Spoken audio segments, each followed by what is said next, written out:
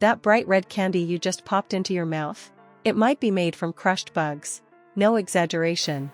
In fact, if you've ever eaten certain strawberry yogurts, fruit-flavored candies, pink ice cream, or vibrant red juices, you've probably consumed something called Carmine.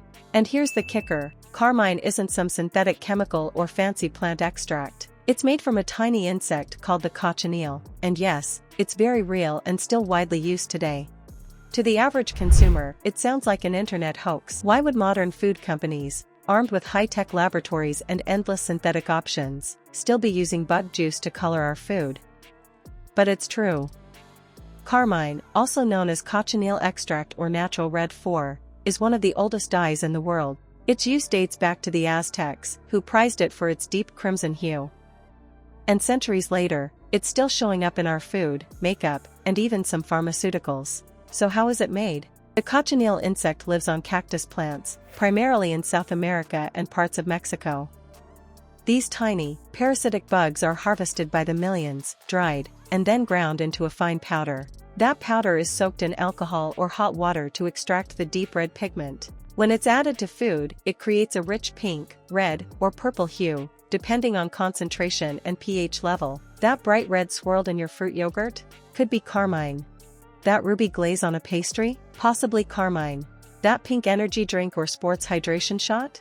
Check the label, you might be sipping bugs. Now, to be clear, this isn't some horror story about food safety. Carmine is generally considered safe to eat. The FDA has approved it as a natural colorant, but the word natural does a lot of heavy lifting here. Because for many people, especially vegetarians, vegans, or those observing certain religious dietary restrictions, eating bugs, even in trace amounts, is a serious concern. And the unsettling part? Most people have no idea it's there. You won't always see the word Carmine on the ingredients list. Sometimes it's called cochineal extract, sometimes it's just natural color, and unless you know what to look for, you'll miss it. That lack of transparency has caused a quiet uproar over the years, with consumer advocacy groups pushing for clearer labeling. After all, it's not just about gross-out factor. For some people, it's a medical issue. Carmine has been known to trigger allergic reactions in a small percentage of people. Symptoms can include hives, asthma attacks, and even anaphylaxis. While such reactions are rare, they are severe enough that the FDA now requires food manufacturers to declare when Carmine or cochineal extract is used, instead of lumping it under color added or natural coloring. But again, if you don't know what Carmine means, that label still won't help you. The issue becomes even more complicated when it shows up in products aimed at health-conscious or plant-based consumers. Some brands proudly display claims like all-natural, plant-powered, or clean ingredients, yet include Carmine in the fine print. If you're trying to avoid animal products for ethical, environmental, or spiritual reasons, this tiny bug could quietly undermine your efforts. Just because a company chose not to use beet juice or a synthetic dye instead. It's also worth mentioning where else this dye shows up. Carmine is not exclusive to food. It's used in lipstick, blush, nail polish, and even some medications like cough syrups and chewable pills. Anywhere a vibrant red or pink color is needed, Carmine is a contender. Some cosmetics brands have phased it out due to consumer backlash, but others continue to use it without clearly disclosing it.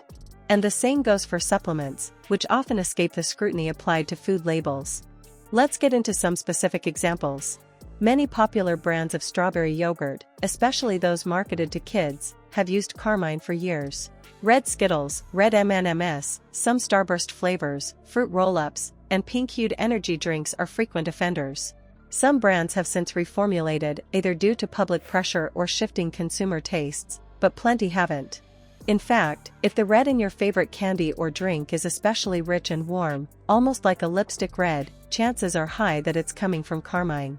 And it's not just in candy. Some orange juices and sports drinks get their punchy color from added Carmine, especially when the natural color of the juice is dull or inconsistent. Certain jams, syrups, and fruit-flavored desserts also use it. Even meats like sausages and hot dogs sometimes rely on Carmine to give that appealing, uniform reddish tone consumers have come to expect. To be fair, Carmine has a few advantages over synthetic dyes. It's stable under heat and light, meaning it won't fade during baking or sun exposure. It blends well with other ingredients, and a little goes a long way. It's also natural in the sense that it's not cooked up in a lab like Red 40 or Yellow 5, which have their own controversies.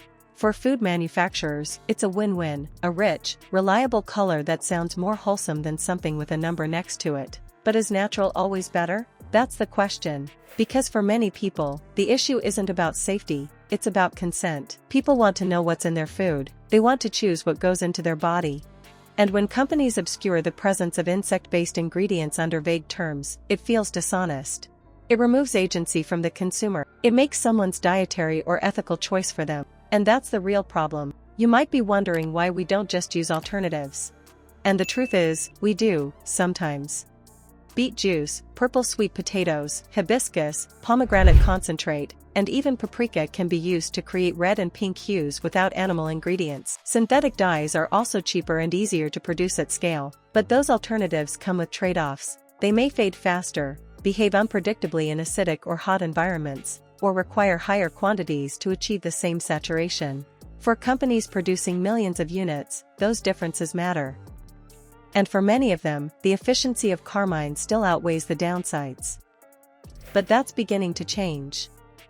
As consumers become more aware, demand for transparency is growing. Some brands now proudly label products as Carmine-free, vegan-friendly, or insect-free coloring. Natural food stores and organic brands are especially responsive to this trend, opting for fruit and vegetable extracts even if it means a less vibrant color. The result? Slightly paler yogurts, less electric-looking candies, and more honest packaging. And consumers are responding. Most people don't mind if their strawberry yogurt isn't hot pink, as long as it tastes good and aligns with their values. We're becoming more aware that food doesn't have to be hyper-colored to be delicious. In fact, many of us now associate bright artificial colors with overly processed foods, not health.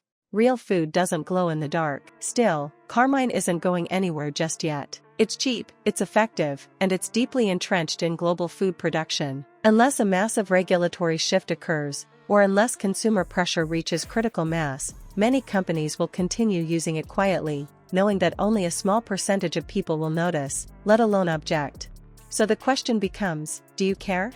Not everyone does. Some people aren't bothered by the idea of insect-derived coloring, especially if it's safe and naturally sourced. Others are horrified, not just because of the bugs, but because of the lack of disclosure. Wherever you fall on that spectrum, the key is awareness. Because Carmine isn't dangerous, but if it clashes with your ethics, your religion, your health needs, or your comfort level, you deserve to know it's there. Next time you see a label that says natural color, pause. Flip the package over. Look closer. Scan for the words Carmine or cochineal extract. If you don't see them but the product is pink or red, check the company's website, or don't buy it at all. There are plenty of alternatives out there now that offer transparency without sacrificing taste. Because in the end, it's not about whether the bugs are dangerous. It's about whether you were given a choice. Whether that candy, yogurt, or drink was what it claimed to be. Whether your food choices reflect your values, not just a company's bottom line.